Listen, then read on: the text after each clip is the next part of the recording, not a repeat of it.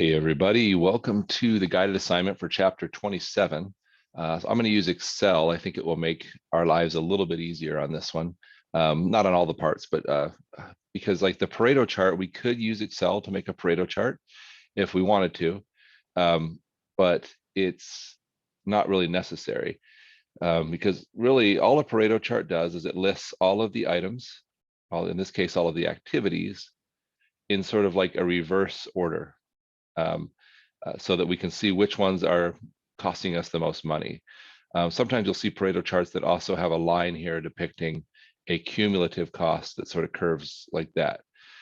This again just lets us look at all of these activities and figure out which ones are costing us the most, and then shows it in a graphical format that makes it easy to make decisions, which is a lot of times what accountants are doing, is helping provide the information for managers to make good decisions. So we can see that this is Liberty Hospital, and they're being asked to perform an activity analysis for the emergency room. And here's all the activities that happen in the ER. And so they want us to, let's see, the lab tests and transportation are hospital services external to the ER for determining external failure costs. The result of the activity analysis is summarized as follows. So here's all the activities and their costs. And so the first thing they want us to do is create a Pareto chart. And really, they're just giving us 4 choices of Pareto charts. So you can look at these real quick, and like, you see how this one has costs going up? That's wrong, okay? So Pareto charts always go from the highest down to the lowest. So it's gonna have to be one where things kind of step down. So like either D here, maybe B, we can see that's doing the same thing, or A, all 3 of those. So we can eliminate C just because we see a higher cost here on the 4th item than on the 2nd. So then all I'm gonna do, rather than go through the trouble of creating one, is I'm just gonna look at these activities and say, what's the highest activity? Most expensive is waiting for transport, which is 17,500. And then next is lab tests. Oh no, the highest is counting supplies, sorry, 19,000.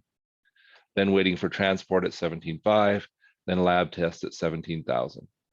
So I can kind of look at this and say, okay, counting supplies, waiting for transport. So there's 19, 17.5, 17,000. And then transporting patients is 4th at 16.2. So this one's looking pretty good. The first 4 all match up. On B, we have, let's see, counting supplies, waiting for transport, and then we see lab tests, and then we see transporting patients. And again, you see that jumping up. So we're going to eliminate B on the basis that this middle one here is lower than the others. When we know that lab tests is 17,000, and then transporting patients is, let's see, is 16,200. But we can see here that it looks equal or even a little higher. So I'm going to eliminate B. C, we already eliminated because we can see this one has stuff just out of order. Again, we see that climbing there. And then D, we can see that these are just too high, right? Between 15,000 and 20,000. So if that is 17, then that is about, that looks more like 19. And so we're just trying to eyeball it here. But, oh, sorry, let's see, 19,000. And then 7, what was the second 2? Waiting for transport and lab tests. Transport is 17.5, lab tests are 17.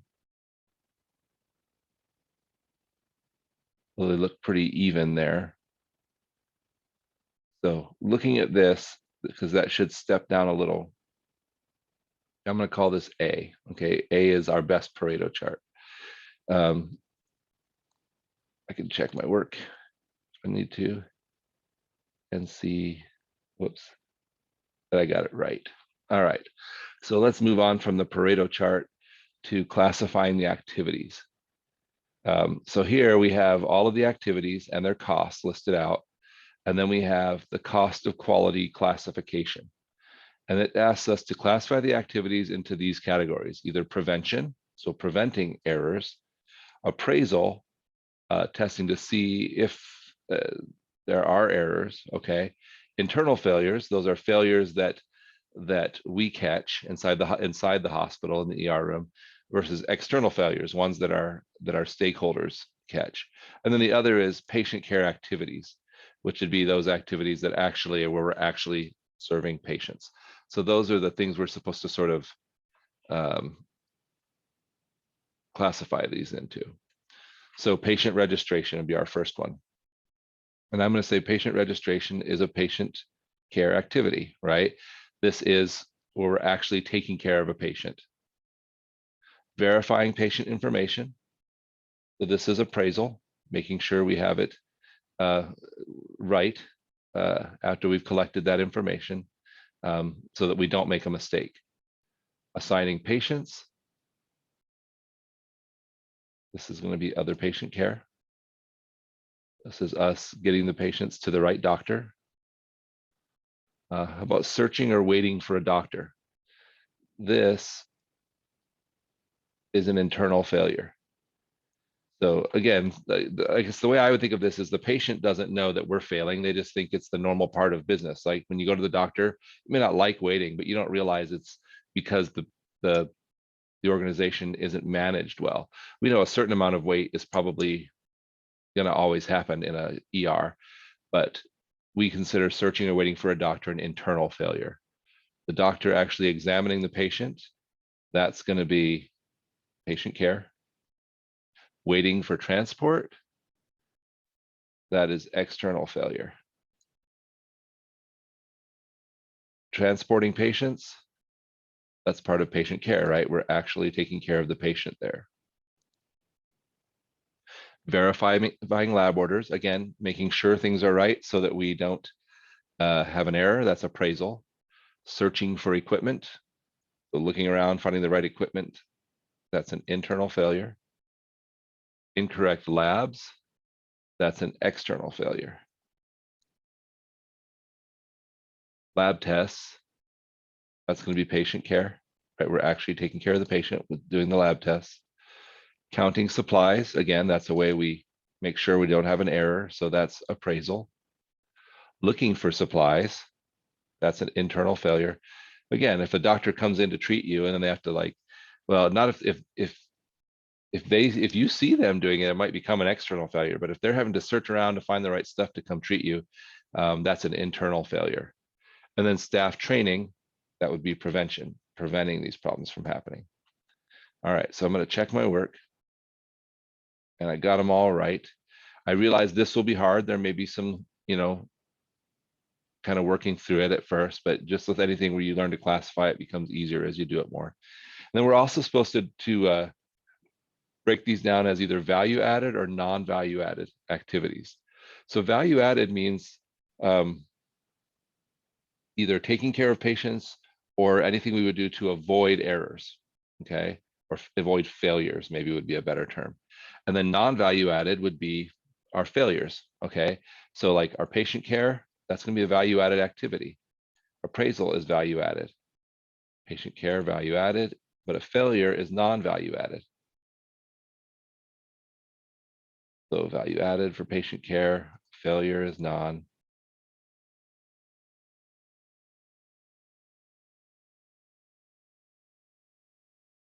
So just think of value added as anything that is bringing value to us or to our customer, which is anything we're doing that is either helping the patient or preventing mistakes from happening. And then anything that's a failure, we're going to say that's non-value added. That's not helping anybody.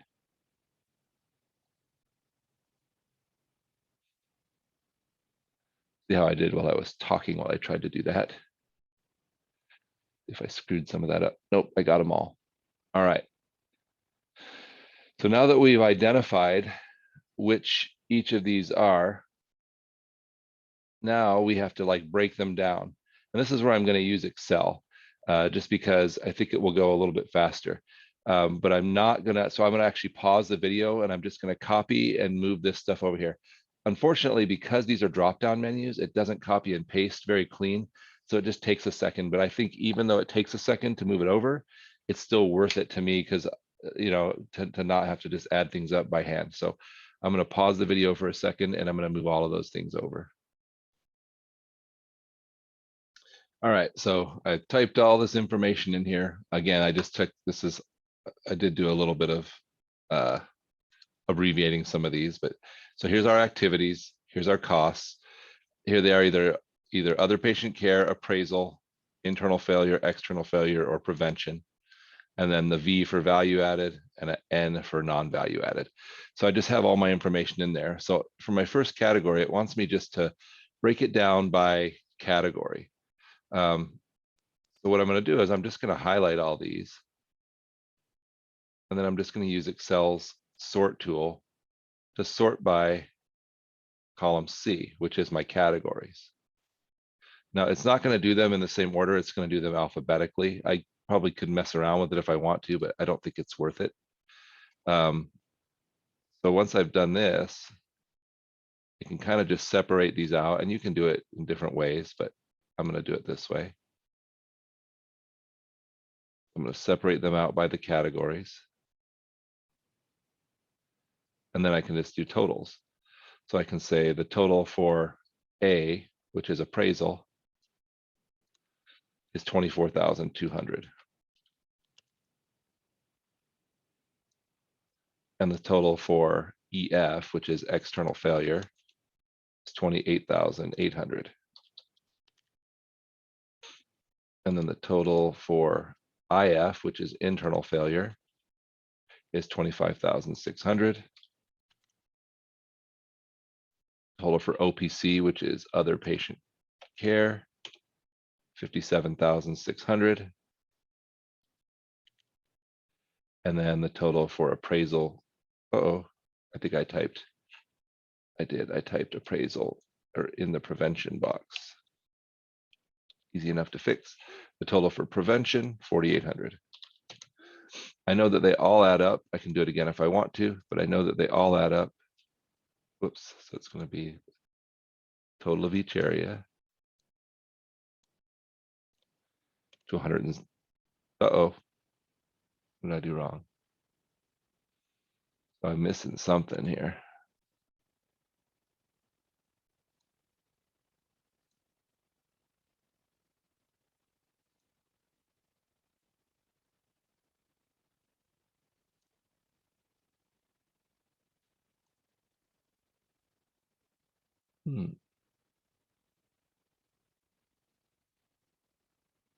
I wonder if I missed one of the line items.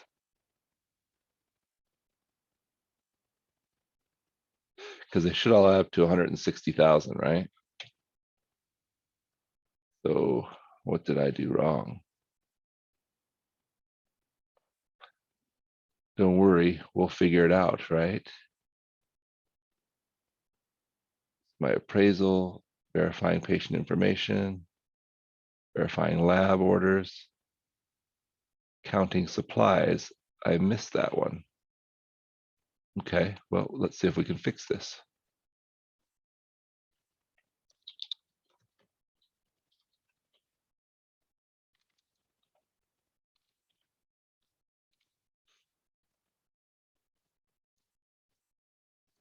Now I'll retake that.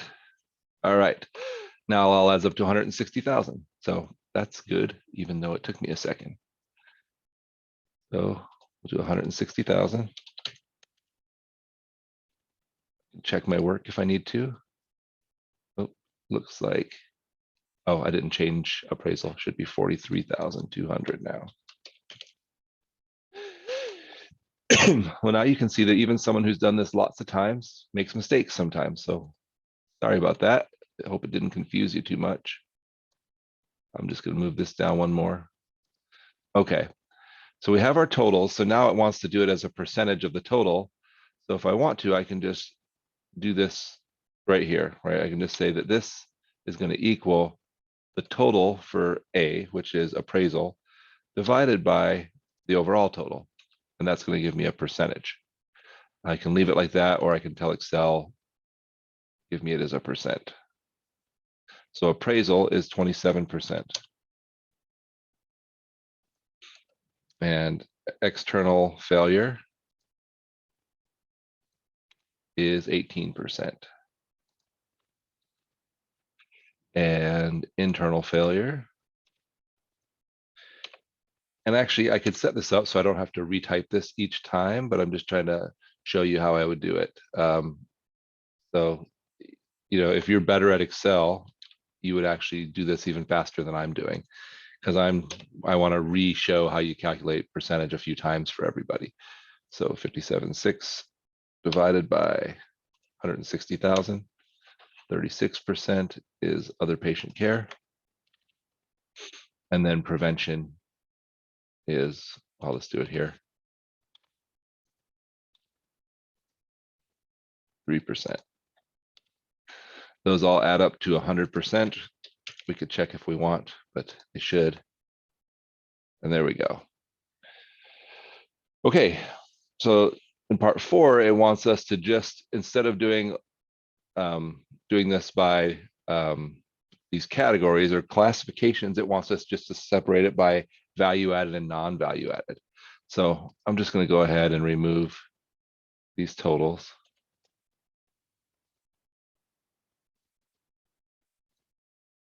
And now I'm going to resort all of this.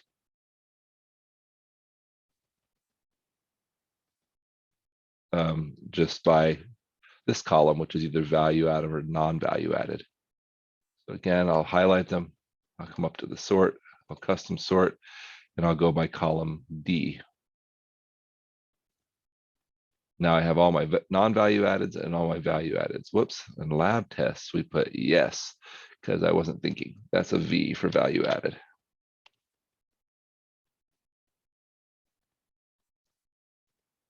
All right, so our non-value added will add up to 54,400. And our value added will add up to 105,600. Those together add up to 160,000. Again, we can do them as a percentage of the total 160. I guess I didn't do the total. If I want, I can do that to get my total. And then say this divided by that. So 34% for my non-value added and 56%, or sorry, 66% for my value added. And then finally, the ER has blank percent of its total cost as non-value added. Internal failure and external failure cost represent blank percent of the total cost. So our non-value added was 34%. And we can see that our non-value added are our internal and external failures. So that would also be 34%. There we go. All right, so let's move on then to the second part of this problem. This is the Master Chef Appliance Company. They manufacture home kitchen appliances. The manufacturing process includes stamping, final assembly, testing, and shipping. In the stamping operation, a number of individuals are responsible for stamping the steel outer surface of the appliance. The stamping operation is set up prior to each run. A run of 40 stampings is completed after each setup. The setup requires 60 minutes. The parts wait for the setup to be completed before stamping begins. Each stamping requires 5 minutes of operating time, and each batch is completed. After each batch is completed, the operator moves the stamped covers to the final assembly area. This move takes 10 minutes to complete. Final assembly for each appliance unit requires 22 minutes and is also done in batches of 40. The batch of 40 appliance units is moved into the test building, which is across the street. The move takes 25 minutes. In the final test, the 40 unit batch, man, this is a lot of information, is tested one at a time. Each test requires 8 minutes. The completed units are sent to shipping and packaging and final shipment to customers. A completed batch of 40 units is sent from testing to shipping. The shipping department is located next to testing, thus there is no move time between these two operations. Packaging and shipment labeling require 15 minutes per unit. Whew. Okay, if you hate word problems, well, you hate this. So sorry if you hate it, but we still got to work through it. So we're going to do that. All right, so there's probably more than one way to tackle this, but I found that sort of breaking this down linearly, like just following the whole process, really helps me understand it. So I'm going to do that for you, and maybe it will help you understand it too. So I'm just going to go through the whole process. So the starting thing, the first thing we do is there's a setup of 60 minutes. And everything's waiting for those 60 minutes. So I'm going to say wait for setup, 60 minutes. So that's how the process starts. Then once we've done that, then we have stamping. Stamping requires 5 minutes. So then think about this. While the units are being stamped, and it takes 5 minutes per unit, that means that the other 39 units are sitting there waiting. And so while unit number 1 is being stamped, units 2 through 40 are sitting there waiting to be stamped. Once unit number 1 is done being stamped, then we start stamping unit number 2. And while that's happening, unit number 1 and units 3 through 40 are sitting there waiting for 5 minutes. And then when that one's done, units 1 and 2 are done. Then we start stamping unit 3. Units 1 and 2 are sitting there waiting, and units 4 through 40.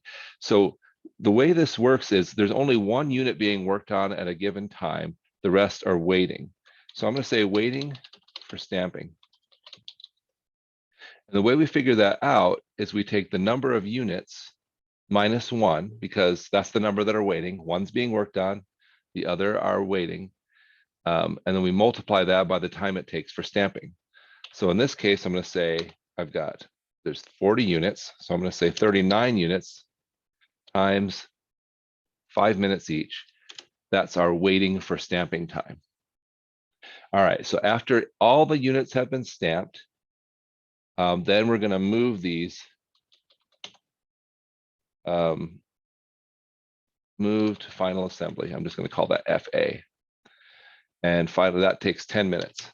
And they're all being moved at once. So there's no issue of like which ones are waiting where. They're all being moved simultaneously. All right, once they get to final assembly, then they're going to be worked on for 22 minutes. So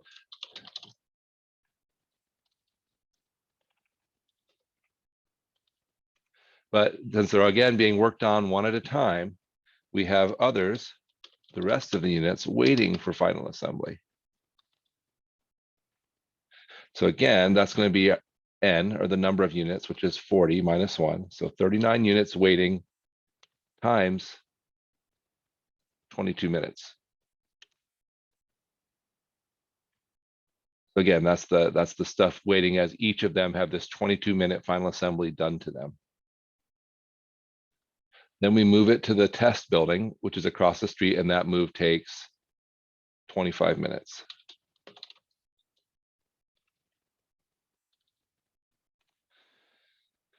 All right. In the test, the 40-unit batch is tested one at a time. Each test requires 8 minutes. So I'm just going to call this testing, 8 minutes. And then while they're being worked on one at a time, the others are sitting there. So we're going to say this equals 39 units times 8 minutes. All right. Once they're all tested, let's see. Completed units are then shipped or sent to the shipping and packaging and final shipment for customers. The shipping department is located next to testing, so there's no move time. So I'm still going to say move to shipping, but I'm going to call that 0 because there's no move time between them. And then finally, packaging, shipping, and labeling requires 15 minutes per unit. So I'm going to call this packing, shipping, and labeling, 15 minutes. And then there's waiting for, I'm just going to call it packing, shipping, and labeling, which is again going to be 39 units waiting times 15. Once the whole batch is done, so this is how long the whole process is going to take, 2,095 minutes. Okay, so Now that we have all of that in there, now that we sort of followed the process and understand how long the whole thing is going to take, we can start to break it down into its various component parts here. So the first is value added lead time.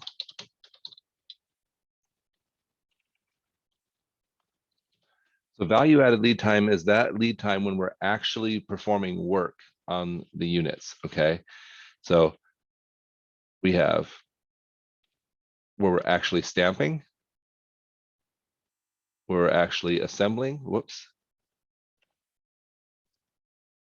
where we're actually testing, and where we're actually packing and shipping and labeling. There's our value added lead time, 50 minutes. Then our non-value added lead time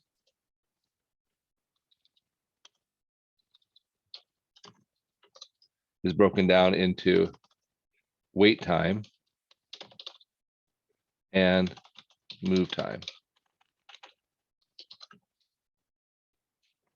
So our wait time is going to be the wait time for setup plus the waiting time for stamping, or the wait time for stamping, plus the wait time for final assembly, plus the wait time for testing, plus the wait time for packing, shipping, and labeling, 2010 minutes. And then our move time is going to be our moving to final assembly plus moving to testing plus I'm moving to shipping, which was 0. So our total, I'm just going to call it NVA for non-value added lead time.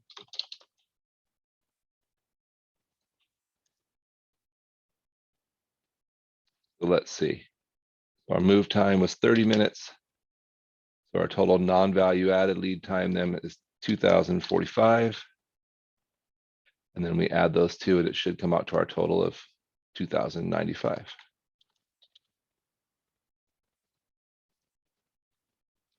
Whoops.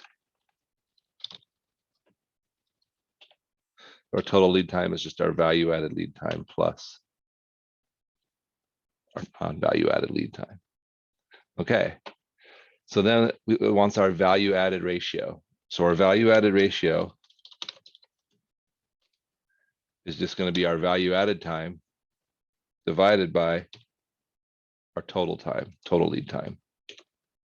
You can see it's a pretty tiny amount. It wants us to 1 decimal place. So that would be 2.4%. Not great. So then the last question is, well, how could they improve the process by changing the layout? And so, we could definitely change the layout by getting rid of some of that move time, which wouldn't be a huge change, I think. Relative, the biggest thing is all this wait time, right? There we may have to think of other processes. Maybe we could come up with a machine that stamps all the units simultaneously. That would kill a lot of that wait time. But anyway, from a process, we would change to a product, from a process orientation to a product orientation. And that would do it. Oops, looks like I made a mistake. Move time, lead time. Oh, it was 35 minutes. I just typed it in wrong. There we go. All right, well, I hope that was helpful, and good luck on the problem, and have a great day.